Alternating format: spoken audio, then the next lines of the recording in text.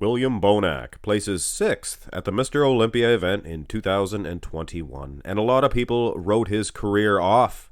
Seemingly, he was never going to place in that top 3 at the Olympia ever again. But he has returned in 2022 with an outstanding package and gets a debatable 2nd place at the Arnold Classics 2022. And sometimes, people, you get more fans. You get more fans by placing a debatable 2nd place. And what I mean by that, a lot of people think that he defeated Brandon Curry, but let's not be mad at Brandon Curry, guys. The judges were the ones that picked him, so on paper, he really did not improve. He placed under Brandon Curry both times, and 3 other gentlemen, Nick Walker, Hunter Labrada, and Big Ramy at the Olympia. And none of those guys were at the Arnold Classic. So like I said, on paper, it was the same performance. But when you look at the 2 versions, he looks like he has more confidence at the Arnold Classics. Looks like his legs are a little bit bigger. He has a tear, I think, something going on with his lat, his right lat. It looks like it's slightly improved. You can still see the concave slightly, but it is, like I said, it is slightly improved, and a little difference like that can go a long way. But you have to look at the poses, guys. You can't go on the front relaxed shot. And you know what? You can see a little bit more of a tear in that lat. I don't know how he would have done it, but he did improve slightly. And food for thought, when I watched the video footage, you could see some gyno in those Napoleons of his at the Olympia. And you couldn't really notice too much, or if at all, at the Arnold's Classics. His wheels, guys, they are bigger. It's a bigger dimension altogether, if you ask me. I would suggest. But anyway, upper body arms, they're no better. His arms, they're William Bonac biceps and triceps, guys. They're incredible, round, thick, full muscles. Go to the front lat spread. Yeah, I think his lats are filled out slightly more, but the improvements aren't that drastic in these first couple of shots. His legs, though, in particular, you watch the video footage, the movements of him, the transitions, things of that nature, and his wheels, the little bit of a difference that you can see, it shows up more in the video footage.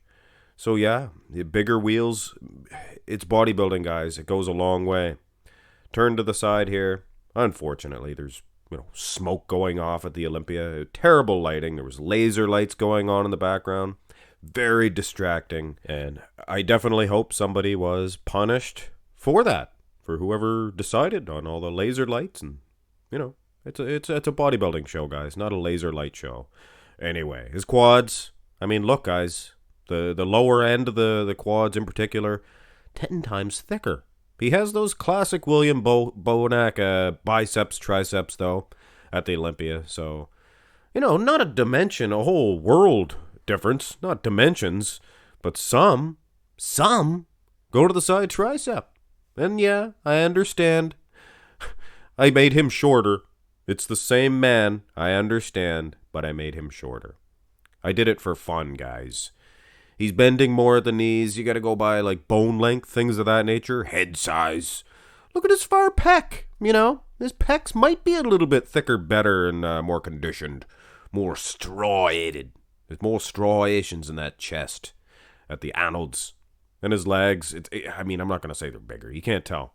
It's a different angle. He's crouching down more. Crouching, hidden tiger? One of them.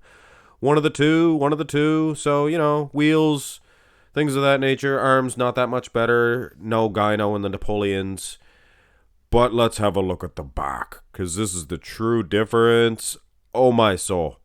Now, he has like kind of a split in his left lat there. You see that? At the Olympia, not the Arnold. He seems to have fixed that. Not only that, but he has seemed to have created some thickness and more conditioned thickness at that in his lower lat insertions. So if you take a look at this, guys, and even pan back and look at this, his condition was in at the Olympia, but his back was missing that Bonac pop. That Bonac wow.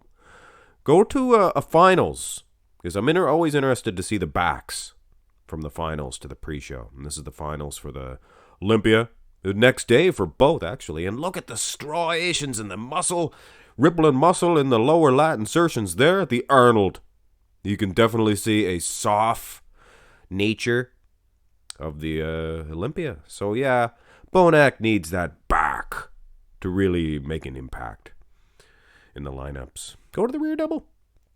And the first thing I noticed now, the lower lat insertions. Look how prominent, clean, neat.